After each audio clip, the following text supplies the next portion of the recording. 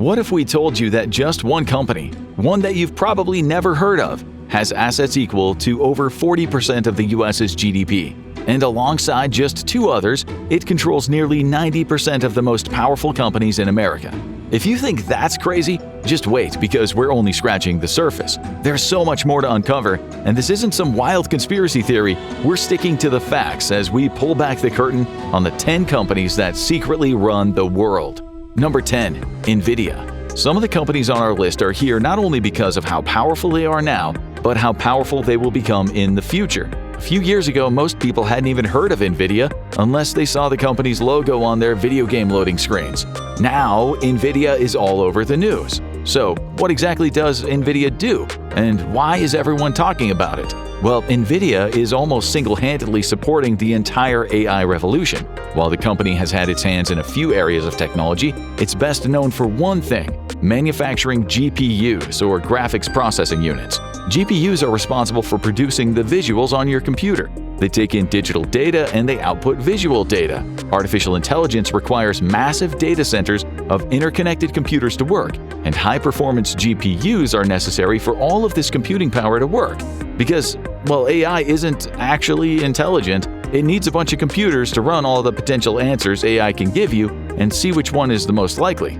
And that's where Nvidia comes in. It's cornered the market for high-performance GPUs. Up until now, they were used to produce incredible visuals for Metal Gear Solid. But Nvidia saw the future. A few years ago, it realized that GPUs could do way more and started investing heavily in chips designed specifically for AI.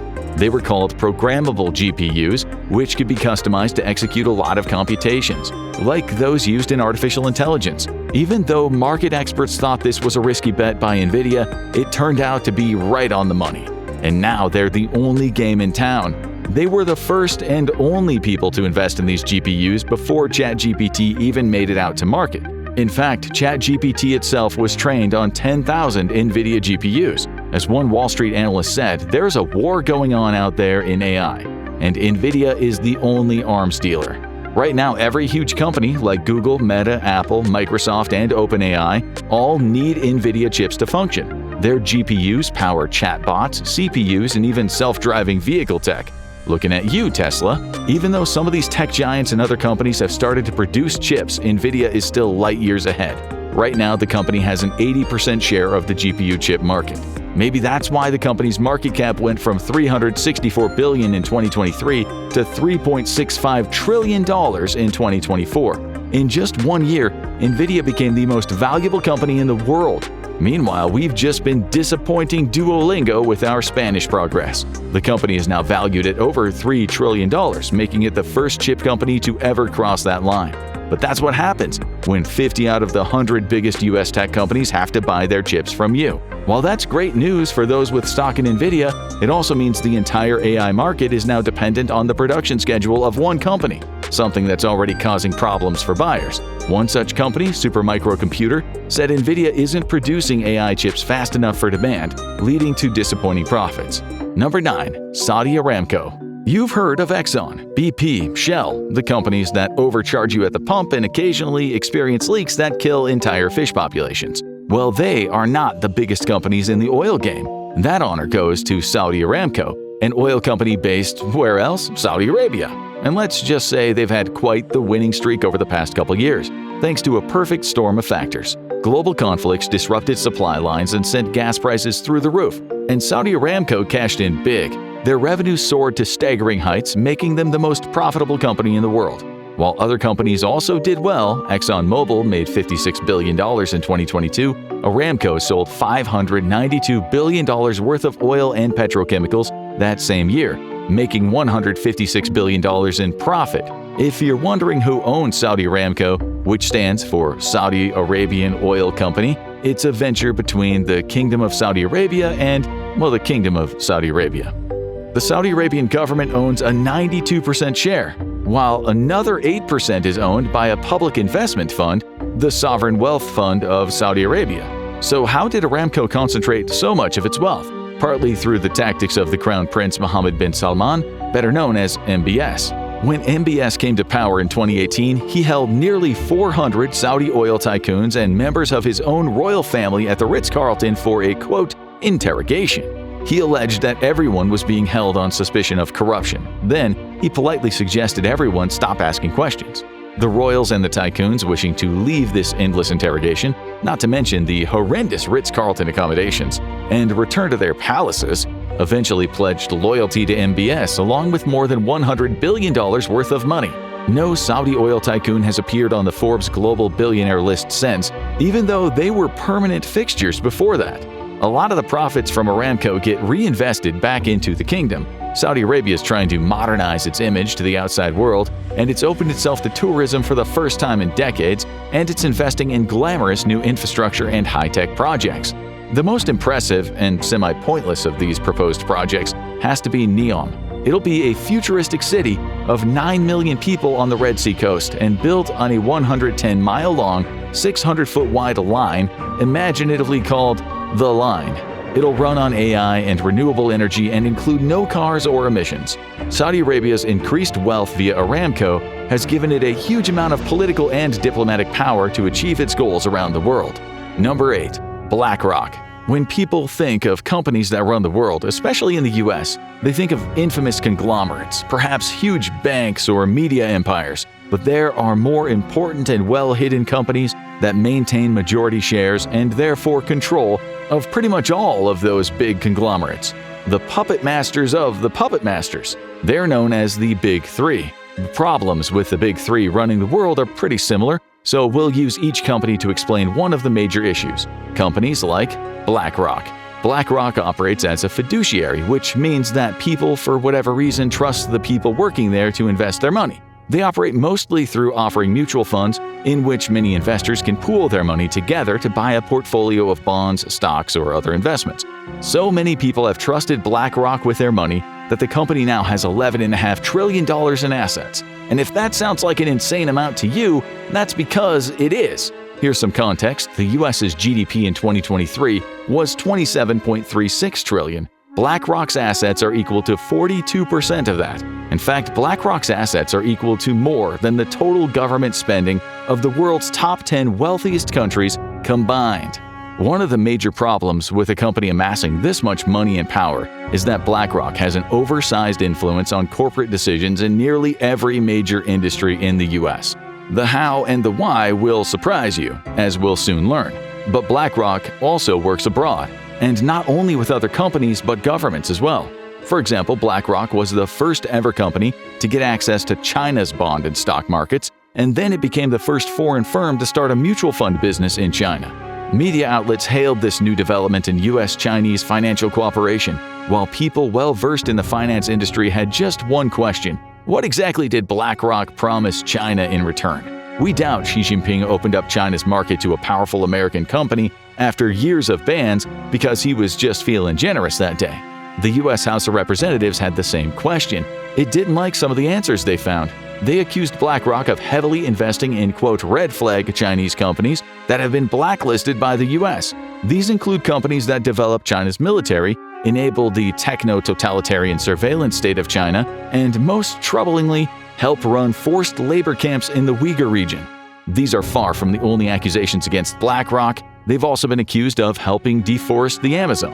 And if BlackRock's financial interests end up conflicting with US national and civilian interests, we somehow doubt the company will pick the welfare of its neighbors over its bottom line. Just like number 7, Vanguard. Vanguard is another of the companies known as the Big Three. The third one's coming up. Vanguard's also a fiduciary with a troubling amount of influence. In fact, financial experts estimate that the Big Three control upwards of 88% of the 500 most important U.S. companies today by being their primary shareholders, meaning they own a majority of the company's stock.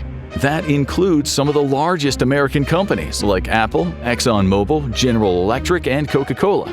When corporations justify their greed by saying they have a duty to shareholders, they're not talking about you, sitting at home with the 4 Apple stocks you bought 3 years ago. They're talking about Vanguard, BlackRock, and other giants that really call the shots. Some of the only companies that retain oversight and ownership by private individuals include tech giants like Amazon and Meta. Maybe that's why you hear so much about Jeff Bezos and Mark Zuckerberg than you do about the CEOs of, say, Coca-Cola. because the Big Three have a lot more say in what his executive board does. And Vanguard is more upfront about their meddling in corporate decisions than its sister companies. While BlackRock claims it doesn't own the shares it invests in, it just manages them for its clients, Vanguard CEO William McNabb had a different take.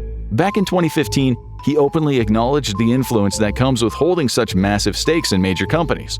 In the past, some have mistakenly assumed that our predominantly passive management style suggests a passive attitude with respect to corporate governance. Nothing could be further from the truth. In simple terms, they can and they definitely will interfere in corporate decisions and governance when they want to. Because no matter what BlackRock is trying to say, the Big Three do get to vote on company decisions according to the size of their shares.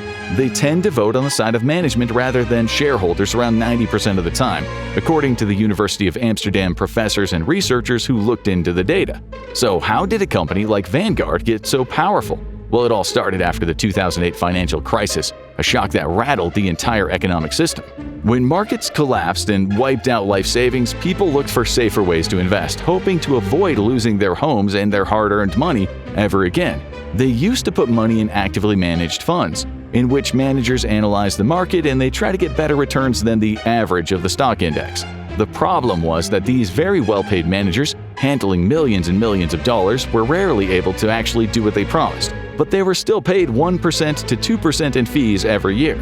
So the public, or more specifically, the kinds of people that think mutual funds are interesting dinner party conversations, thought, hey, why don't we save that 1% to 2% and invest in an index fund and get the same amount of money, if not more? And that's exactly what they did. From 2007 to 2016, $1,200 billion was taken out of actively managed funds and $1,400 billion was put into index funds. Who ran most of those index funds? Well, that would be BlackRock, Vanguard, and number 6, State Street. Now that a lot of U.S. investors have put their money into Big Three companies like State Street, they've gone on to take control of major U.S. companies. What does that mean for the present and the future of the economy? Unsurprisingly, nothing good. A lot of big companies have been merging over the years. Industries like banking, media, and aviation that used to be run by 50 or 60 different companies in the late 20th century might now be run by 4 or 5 companies.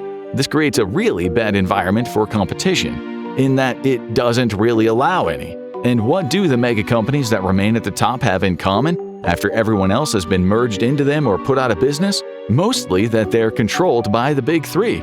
You ever noticed your bank rolling out rules that seem unfair, with overdraft and credit card fees that border on extortion, and then you try to switch banks and you realize the deals there aren't any better? Well, here's why. State Street and its 2 sister companies have controlling stakes in JP Morgan Chase, Wells Fargo, Bank of America, and Citigroup. So good luck finding better customer service anytime soon. Tried booking a flight on a good U.S. airline, only to find that there's no such thing?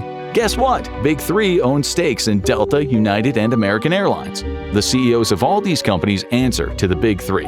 If they lower their prices or do away with ridiculous fees, that means less money going back to their Big Three stakeholders. And when the Big Three themselves try to fleece customers, why would the companies they control be any different? In 2021, the U.S. Department of Justice found that State Street defrauded its own clients of hundreds of millions of dollars over decades in a most pedestrian way. They tacked on hidden markups to routine charges for out-of-pocket expenses, according to U.S. Attorney Nathaniel R. Mindell. The good news is that after 17 years of charging their own clients more than they should in order to pocket the difference, State Street was forced to pay a penalty of $115 million. The bad news is that as of 2024, State Street has $4.7 trillion in assets under management.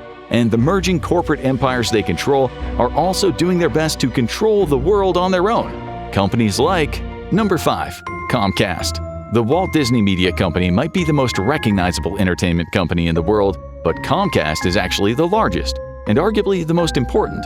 And that's because Comcast isn't just a giant in TV channels, media services, and film production, it also owns theme parks and a network of telecommunications companies across the globe. Their most well-known property is NBC Universal. This means in addition to Universal Studios, Comcast owns NBC, MSNBC, USA, Sci-Fi, Bravo, and the streaming service Peacock. Though in recent years they've spun off some of their basic cable channels into a separate company. Comcast also owns DreamWorks Animation Studios, the masterminds behind Shrek, Kung Fu Panda, Madagascar, and How to Train Your Dragon. In fact, Comcast has acquired so many properties that it's moved beyond entertainment and media and into other realms, namely the tech that allows you to get your entertainment and media. One of its biggest brands is Xfinity, which provides cable and internet services, as well as landlines for the 10% of people who still use those. If you're ready to ditch your landline and the extra 10 calls from telemarketers and scammers that come along with it, you can use Comcast's other brand to talk on a cell phone instead, AT&T. The problem is that in many cases, Comcast, like its rival Charter, operates as a monopoly. A 2020 report analyzing FCC data found that Comcast and Charter maintain an absolute monopoly over internet service for at least 47 million people. Another 33 million have no real competition either, with slower, less reliable DSL as their only alternative. This has led to numerous complaints online about Xfinity and Comcast's online prices and their service. But why would a giant media company even try to do better if it knows there's no real other option for its customers? But Comcast's reach extends beyond the United States. Their other massive media property is Sky, the largest pay TV provider in Europe. And that's why Comcast is so far ahead of other media companies in earnings. It made $45.62 billion in profits in 2023, with a revenue of $121.57 billion in total. Number 4. Walmart. You might be scratching your head right now, as your last interaction with Walmart was ducking in to get a shirt after you stained that nice one on your way to a friend's party. Controlling the world, you think? That's a bit much. Even if you've never set foot in a Walmart or even live in a country without one, there's a good chance Walmart's business practices has shaped your life in ways you don't even realize. Walmart is the largest employer in the world today, with 2.1 million employees, about 1.6 million of them in the US. But it has a huge effect on people it indirectly employs as well, like manufacturers, factory workers, and local community businesses. Walmart is so massive it doesn't just place orders. It tells factories what to produce, how to make it, and how much. And factories desperate for a contract with a client as big as Walmart are quick to agree. And soon they find they just signed their own death warrant. That's what happened to major US manufacturers like Master Lock, which made padlocks, and the bike manufacturer Huffy. In the 1980s, Walmart placed a massive order with Huffy, 900,000 low-end bicycles, which was twice what Huffy could make. Eager to work with Walmart, Huffy turned over its plans to its competitors so everyone working overtime could meet the demand. And miraculously, they did. But Walmart was never satisfied. They wanted more products at cheaper prices in less time. To keep up, Huffy moved from a unionized factory to a non-union factory, and then eventually contracted out to China before declaring bankruptcy in 2004. What's left of the company now fully operates out of China. And that's the story of so many companies, particularly US manufacturing companies, that Walmart has destroyed. Walmart's relentless focus on offering the lowest prices while remaining one of the most profitable companies in the world comes at a cost. It often leads to corners being cut in the factories worldwide, and at times outright violations of workers' rights. It's also played a huge part in depressing American communities. Economists at the University of California, Irvine, found that when Walmart moves into a town, it has devastating effects. Local employment drops, small businesses are wiped out, wages decline, and poverty rises. Walmart puts small, locally owned and family-owned shops that compete with it out of business. It can afford to undercut prices and sell a huge range of products while also underpaying their employees. Walmart employees make on average 15% less than employees at other big retailers. It also fiercely resists unions everywhere it operates, depressing wages even more. Local people in small communities are left without many choices of places to shop, places to work, or many opportunities to start their own business that may compete with any products at Walmart. And those who work at Walmart barely get by on their wages. It may not have single-handedly caused the race to the bottom in American wages, U.S. deindustrialization, or horrific conditions in the factories abroad, but Walmart did everything possible to encourage and enforce this new reality. Number 3. Johnson & Johnson. It's hard to think of Johnson & Johnson, the company best associated with no-tear shampoo and heartwarming baby commercials, as some kind of all-powerful, world-dominating company. But J&J produces a lot of products besides baby shampoo, the most important of which may be pharmaceuticals. They're not just a pharmaceutical company. Johnson & Johnson is the pharmaceutical company. They are the biggest by-value pharmaceutical company in the world, worth $85.2 billion in 2023. You would be shocked at how many medical, pharmaceutical, and biotech brands fall under the company's umbrella. These brands include Benadryl, Motrin, Sudafed, Tylenol, and several other well-known over-the-counter medications. Whether you have a cold, an allergy, or just a headache, you probably need to give your money to Johnson & Johnson. But that's not all. Wear contact lenses? Yep, AccuView is part of Johnson & Johnson, as is Visine. Are you losing your hair? Get some Rogaine from, yeah, you guessed it, Johnson & Johnson. Got a cut? Neosporin's got you covered. Lactose intolerant? That's where Lactate comes in. Need minty fresh breath? Say hello to Listerine. All of it brought to you by one of the most far-reaching pharmaceutical giants the world has ever seen. They also own skincare cosmetic lines like Neutrogena. Did you bang your elbow on your chair from shock while hearing all of this and get a small scrape? Put a Band-Aid on it, which is, yes, once again, a product of Johnson & Johnson. That's right, Band-Aid is actually a brand, not a generic name for a thing that helps heal your cuts and remove all your arm hair. Even though J&J owns a lot of brands, it doesn't mean they're necessarily doing anything shady. The problem is that over half of Johnson & Johnson's money comes from pharmaceuticals rather than cosmetics and household products. But unlike things like Band-Aids or baby shampoo, their pharmaceuticals are not branded with their company name. No wonder you never knew both your contact solution and your Tylenol comes from the same company. It's a troubling lack of transparency for seemingly no reason. Plus, being a major corporation, Johnson & Johnson has faced its share of lawsuits and allegations over the years. Perhaps the most devastating came fairly recently when a jury ordered the company to pay billions of dollars to 22 women who had developed ovarian cancer as a result of using their talcum powder. It was revealed that Johnson & Johnson knew its talcum powder was sometimes contaminated with asbestos, and they tried to cover it up. A jury, finding this behavior more than a little iffy, ordered the company to pay its victims. Number 2. Cargill. What the heck is a Cargill, you might be thinking right now? And you may be surprised to know that it is the largest private company in the U.S. In 2024 alone, it's estimated to have made $160 billion. So, what is it? Cargill is a food production giant, making a lot of the ingredients that end up on your dinner table.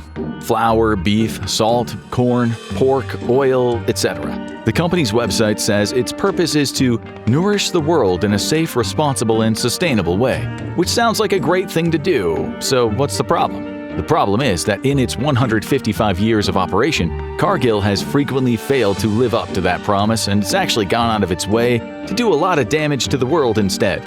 And that's just the incidents we know about. Because Cargill is a private company with 88% of the corporation owned by the Cargill family, it has no obligation and probably no incentive to share a lot of the information about its operations with the public. University of Sussex professor Eric Millstone says a vast proportion of the world's main agricultural commodities pass through the hands of just 4 international trading companies. Cargill is one. He also alleges, as do many other experts, that Cargill helped drive the farming world towards a handful of cheap commodities like wheat, maize, and soya that could be produced on huge plots of land at very high volumes. This shift in the industry drove a lot of family farms over the edge and made farming an agribusiness-dominated industry. But that's not all. Cargill has had a devastating effect on not only the environment, but human lives around the world. Since 2000 alone, the company has been responsible for several outbreaks of contaminated food, including listeria and salmonella. In 2004 alone, they dumped 60 million gallons of toxic waste into Florida creeks, followed up by 65 million gallons of acid into Tampa Bay. In 2005, the International Labor Rights Forum filed a suit against Cargill. They found that Malian children were being trafficked into Côte d'Ivoire to work long days with no pay and frequent beatings in order to produce cocoa beans for Cargill. Another word for this kind of labor is slavery. They also have been accused of using child labor in Papua New Guinea to produce palm oil. In 2018, a court found that former slaves in Côte d'Ivoire could sue Cargill.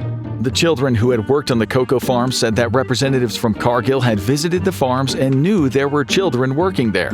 Former California Representative Henry Waxman called them the worst company in the world. But we have another company we need to talk about, one also named in the forced child labor lawsuit brought against Cargill. Number 1. Nestle. What comes to mind when you think of Nestle? Is it chocolates? That certainly is part of the food giant's business, but Nestle may be controlling much more than you think, mainly our water. As we move into a time of increasing climate instability and water shortages are felt all over the world, water availability has become a hot-button issue. Many experts believe that as past wars were fought over oil, future wars will be fought over water, which seems a much more essential resource to survive. After all, your body can only last 3 days without water, while you could last at least a week without your car. But Nestle decided that perhaps they should be getting all of this water for themselves. The company has gotten criticism for taking water from public water sources, bottling it, and then selling it to customers at an insanely marked up price. In 2017, Nestle pumped more than 130 million gallons of water in northwestern Michigan alone. This water was taken from wells in the area that should have otherwise been available for public use. Nestle did pay a fee for pumping water from those wells, a whole $200. To be clear, that fee wasn't per well, it was the annual fee for pumping everything they could. The problem is more than just the exploitation of a public water source. When Nestle pumps groundwater and water from natural creeks and other resources, it often ends up depleting that water source.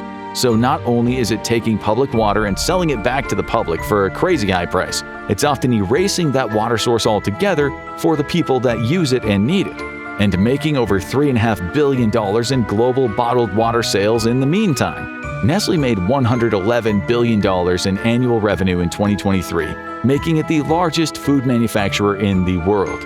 Worse than trying to control and deplete our already diminishing water supply, Nestle has committed major human rights violations. It was also named in the lawsuit brought against Cargill, as former child slaves say that Nestle representatives also visited the cocoa farms and they knew children were being forced to work there. After the U.S. Supreme Court dismissed the suit in 2021 for mostly technical reasons, Nestle pledged to do better. But the food giant has broken such promises before. As the Washington Post pointed out, since they promised to end the use of child labor in their supply chain in 2001, and, well, that hasn't really happened. Did you know about the companies that secretly control the whole world? What surprised you the most? Let us know below in the comments. Now go check out the oldest companies in the world, or click on this video instead.